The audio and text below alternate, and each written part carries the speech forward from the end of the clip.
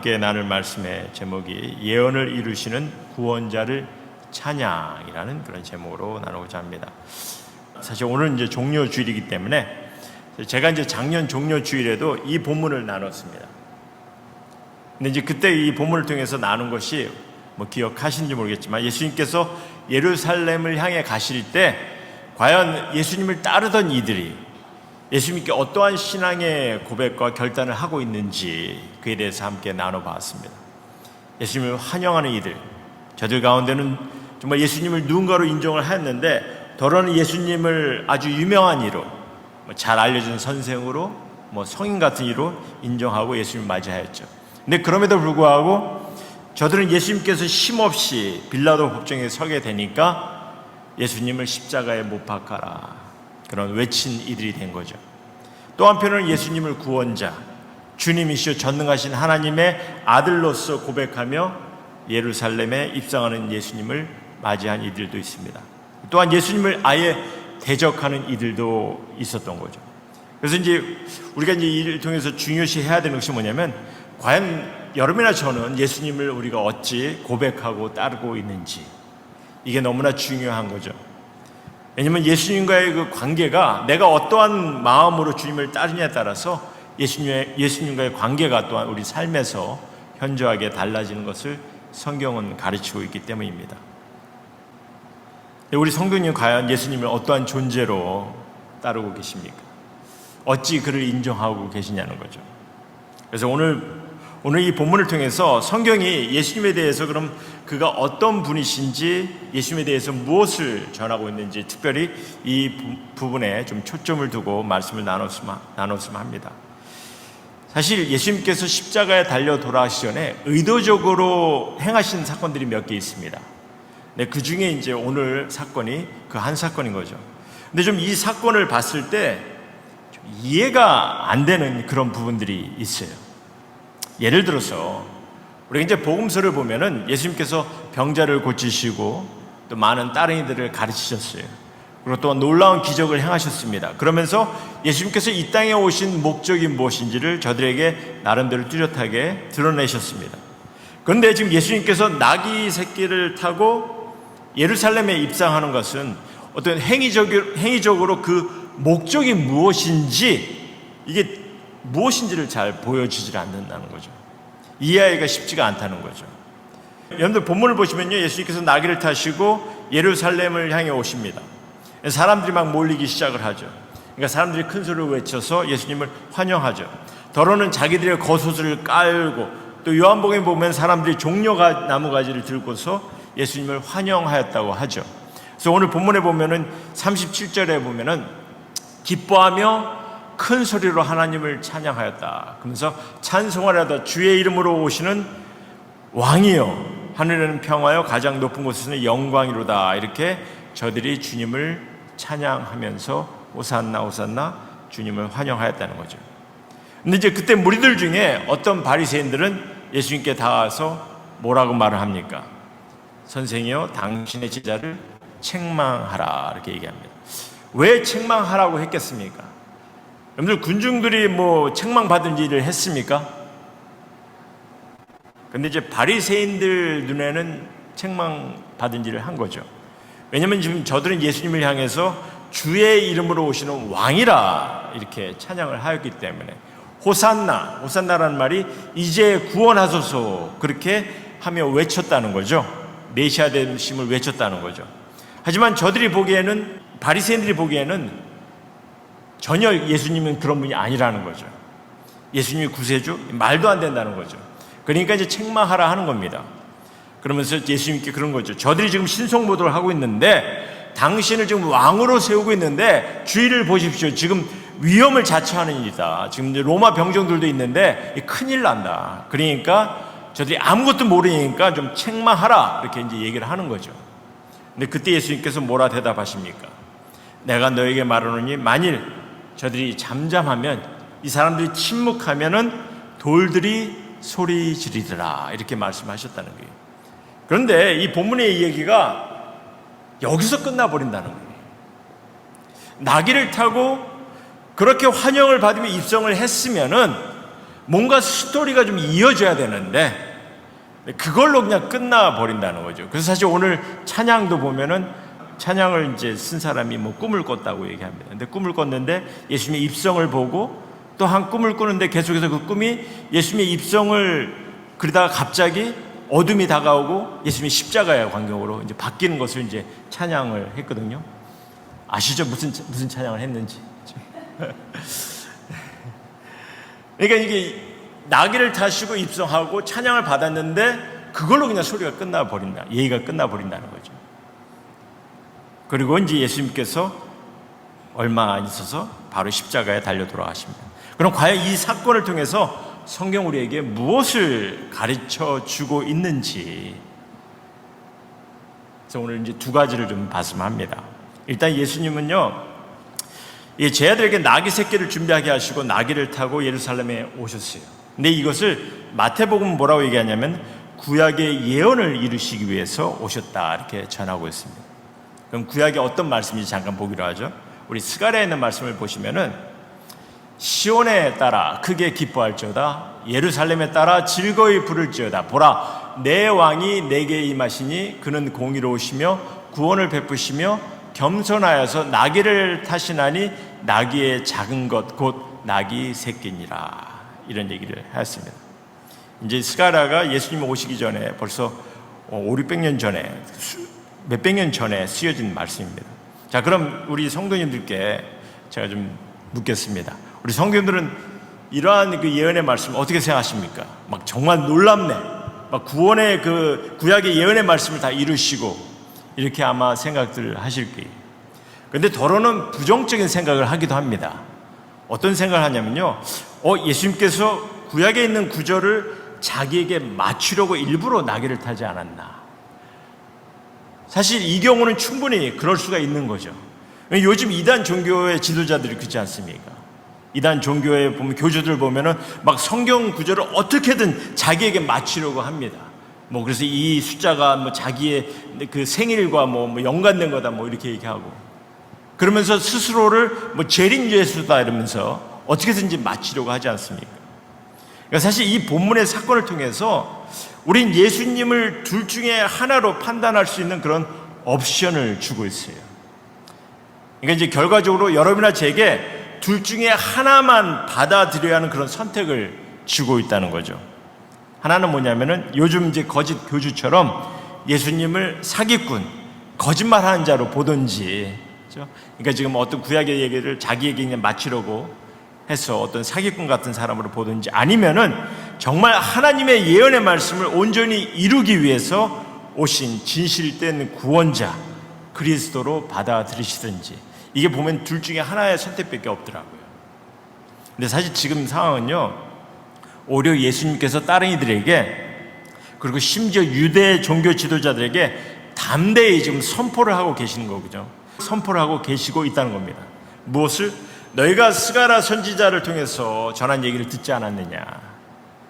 내가 왕이 내게 임하시나니 그는 공의로우시며 구원을 베푸시며 겸손하여서 나귀를 타시나니 나귀의 작은 것 곧 나귀 새끼니라. 이 예언의 말씀을 너희들이 잘 알고 있지 않느냐. 자, 보라, 내가 그를 이루기 위해 온 자니라 하고 담대히 지금 선포하고 있는 거죠. 담대히 보여주고 계신 겁니다. 그래서 사실 우리가 예수님의 예언에 대한 말씀을, 그리고 예언의 말씀이 예수님의 삶을 통해서 어떻게 이루어졌는지를 보는 것이 때로는 참 너무나 귀하고 놀라워요.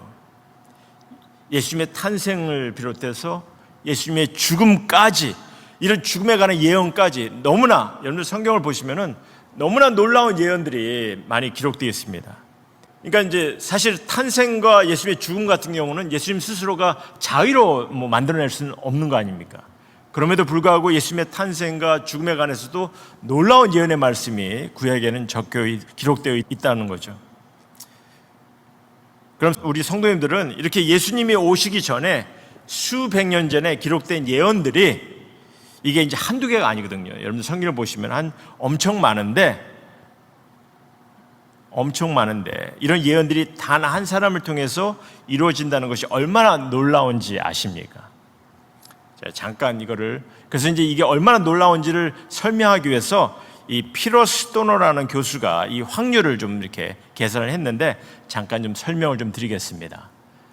보시면은 이 400년에서 1000년 전에 기록된 그 말씀 중에 8개의, 근데 사실 예수님에 관한 예언은 8개가 아니고 거의 60개가 넘어요. 근데 단 8개의 예언이 한 사람을 통해서 이루어질 확률을 이 사람이 계산을 한 거예요. 근데 확률이 뭐냐면 1분의 10의 17제곱입니다. 근데 10의 17제곱을 우리가 어떻게 설명할 수 있냐면요. 제가 좀 AI를 통해서 좀 이 설명하는 거를 좀 그리게 했는데 좀 잠깐 설명을 드릴게요. 만약에 1불짜리 은전으로 텍사스 주를 깔면은 1불짜리 은전 가지고 텍사스 주면 미국에서 가장 큰 주 아닙니까? 근데 텍사스 주를 깔아 놓았을 때 2피트나 깔 수 있을 정도가 10의 17제곱이라고 합니다. 그렇죠? 근데 이제 그 많은 은전 가운데, 근데 그 은전 중에 한 개만 마크를 해놓은 거예요. 이렇게 빨갛게 마크를 해놓고, 그 다음에 눈을 가리고 난 다음에 그 마크한 동전을 찾게 하는 확률이 그게 1분의 10의 17제곱이라고 합니다. 저 이제 보시면 아시겠죠? 저게 이제 가능하냐는 거죠. 거의 불가능한 거죠. 사실 예수님에 관한 예언의 말씀을 나누려면 이 시간엔 담을 수가 없어요. 너무나 놀라운 예언의 말씀이 많기 때문에 너무나 놀랍고, 다만 그래서 오늘 이 본문이 전하는 가르침을 우리 성도님 모두가 좀 특별히 마음에 담았으면 합니다. 어떻게? 예수님 이 땅에 주의 이름으로 오시는 왕이시라는 거죠. 구세주이십니다. 우리를 하나님과 화목하게 하기 위해서, 하늘의 영광을 드러내시기 위해서 오셨음을 여러분들께서 좀 기억하셨으면 합니다. 그리고 이를 통해서 우리에게, 성경 우리에게 보여주시는 거죠. 하나님께서 이미 우리를 향한 구원을 위해서 이미 오래전부터 계획하셨고, 또한 말씀을 통해 예언케 하셨고, 또 구원을 통해서 하나님의 약속이 예수님을 통해서 이루어지게 하셨음을 보여주고 계신다는 거죠. 그러니 사실 복음의 사건, 구원의 역사, 하나님의 말씀, 너무나 놀라움을 우리에게 보여주고 계신 겁니다. 예수님께서 당신께서 십자가를 지시기 전에 정말 이 놀라움을 드러내시기 위해서 이 예언의 말씀을 이루어지고 있음을 보여주시기 위해서 예수님께서 이를 보여주신 거죠.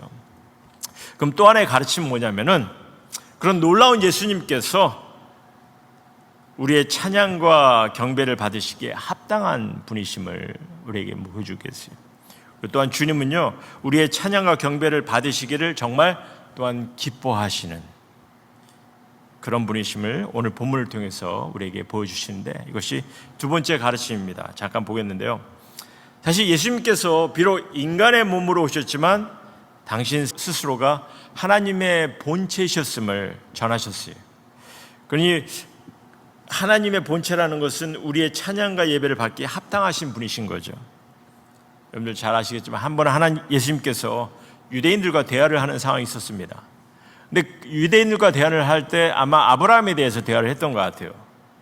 그러니까 이제 대화를 끝났을 때 아브라함에 대해서 이제 유대인들이, 이제 요한복음 보시면은 8장 57절에 보면 유대인들이 묻습니다. 내가 아직 50도 못 되었는데 아브라함을 보았느냐?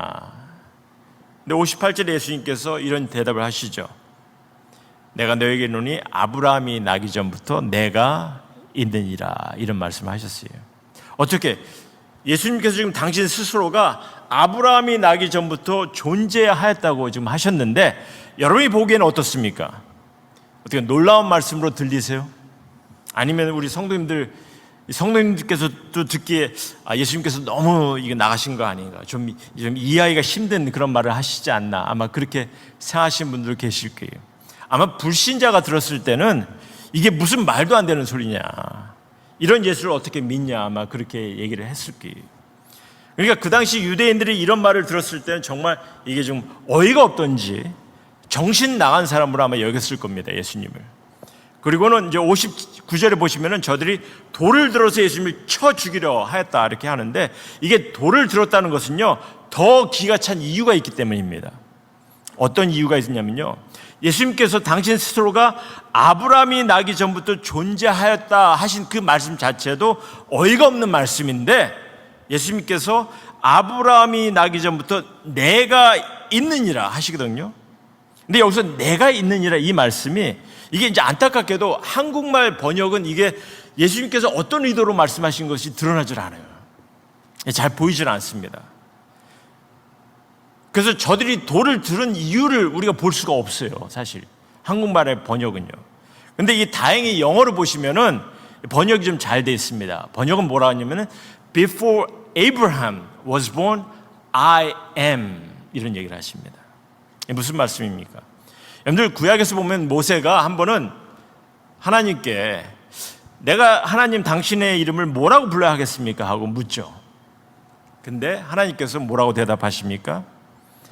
나는 스스로 존재하는 자라 이렇게 대답하셨을 때 영어로는 뭐라고 얘기하시냐면요, I am who I am 그런 얘기를 하십니다. 이 I am이란 말이 저호와, 그렇죠? 하나님의 이름입니다. 그러니까 예수님께서 지금 이런 말씀을 하시는 거예요.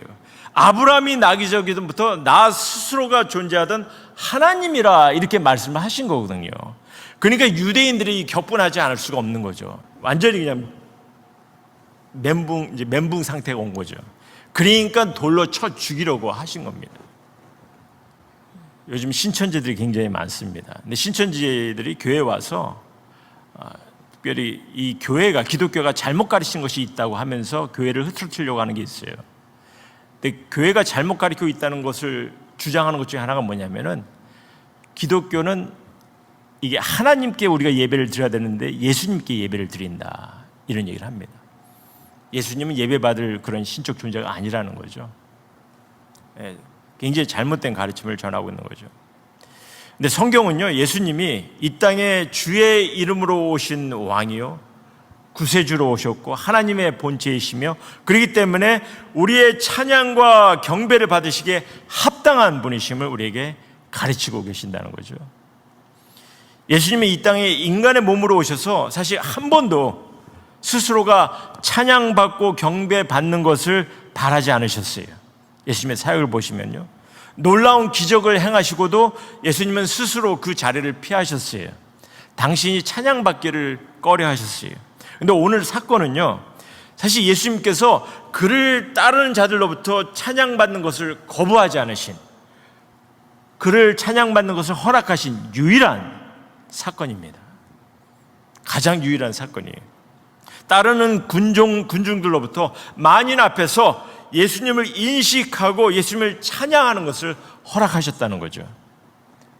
십자가를 향해 가시기 전에 진정으로 그가 찬양받기에 합당한 이심을, 찬양받기를 기뻐하심을 예수님께서 가르치고 계시는 겁니다. 마지막 순간에. 그래서 저들이 침묵하면은 돌들이 이 세상이 나를 찬양하리라 그렇게까지 말씀하신 거죠. 그러니 우리 주님, 우리가 하나님을, 주님을 찬양과 경배 드리는 거, 예배 드리는 거, 이것이 얼마나 귀한 것임을 우리에게 전하고 있는 말씀입니다. 예수님께서는 마지막 순간에 정말 주님께서 뜻하시고 하나님께서 소원하시고 바라시는 것이 무엇인지를 마지막으로 우리에게 드러내시는 거죠. 우리의 찬양받기를 너무나 기뻐하신다는 거죠.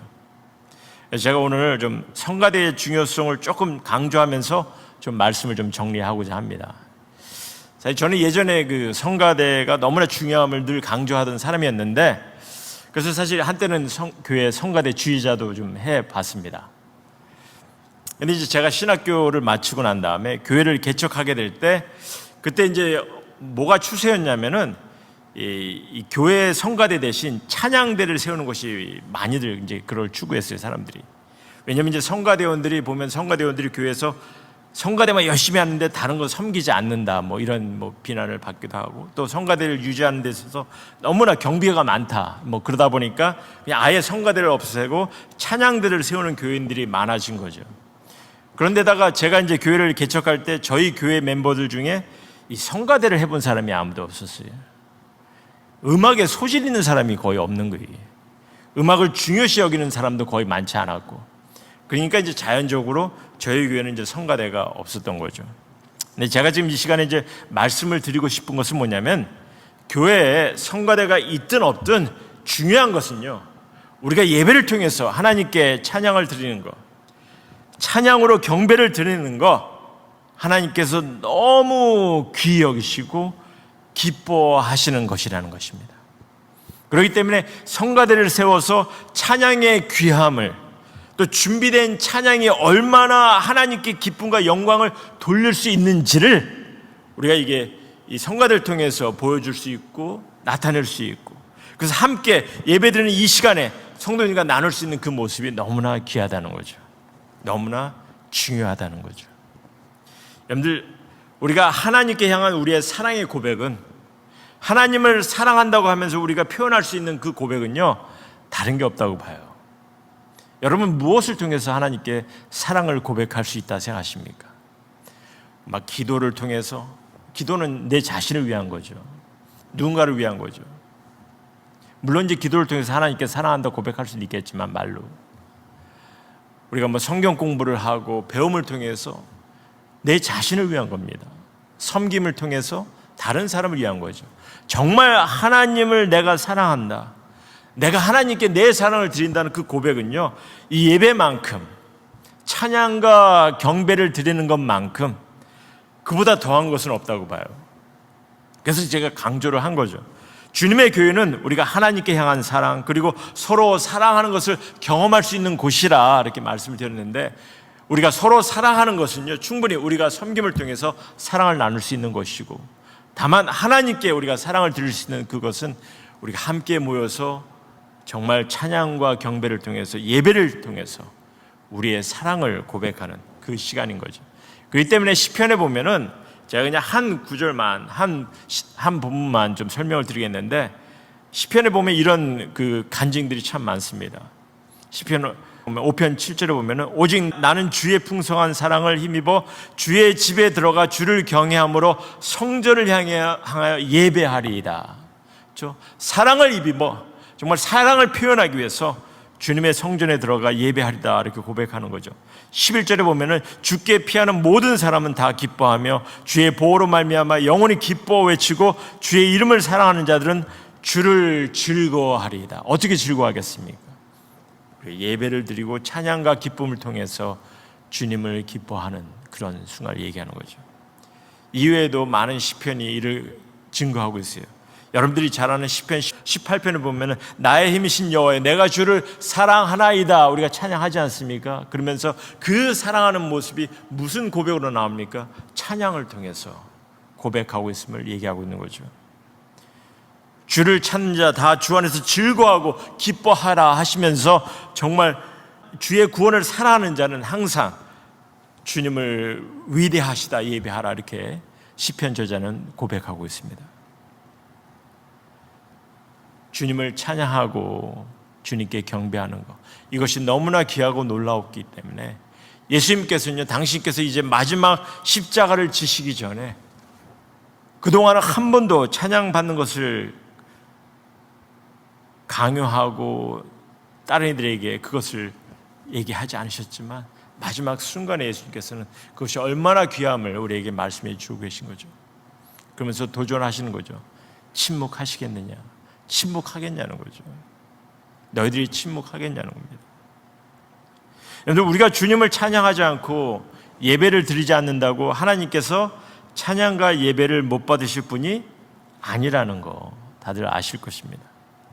우리가 찬양을 드리지 않으면은 돌들이, 온 세상 천지 만물이 주님을 찬양할 것입니다.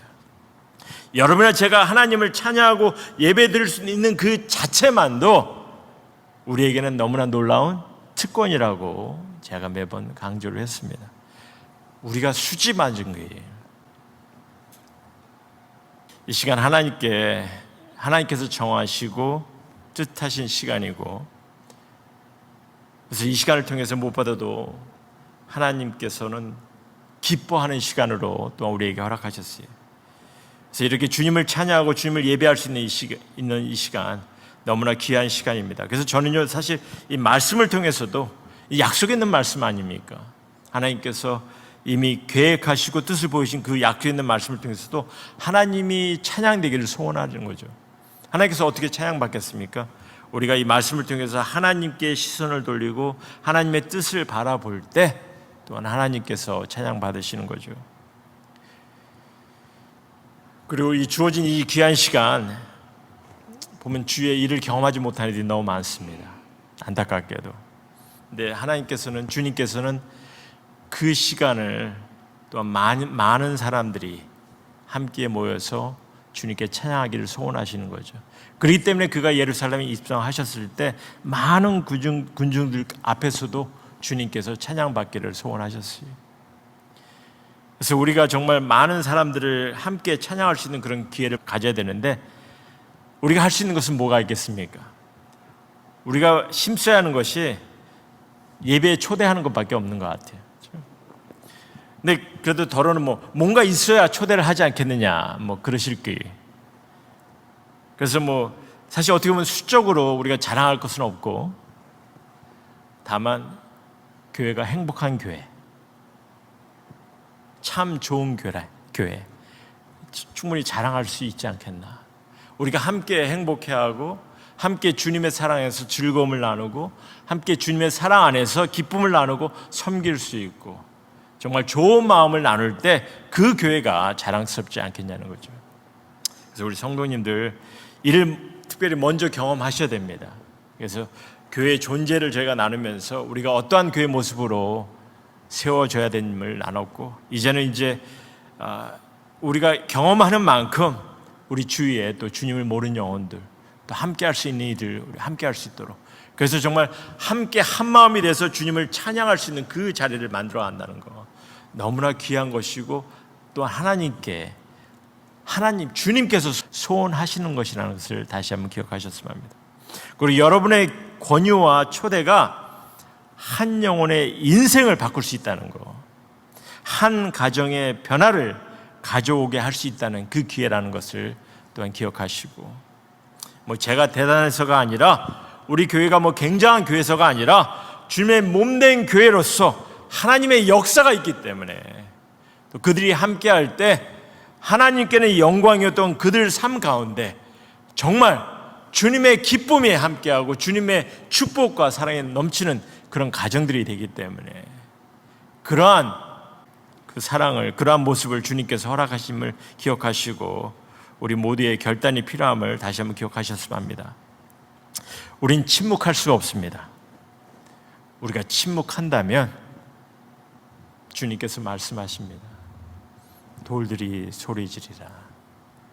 우리 침묵하지 않는 우리 임마누엘 성도님 모두가 되기를 원합니다.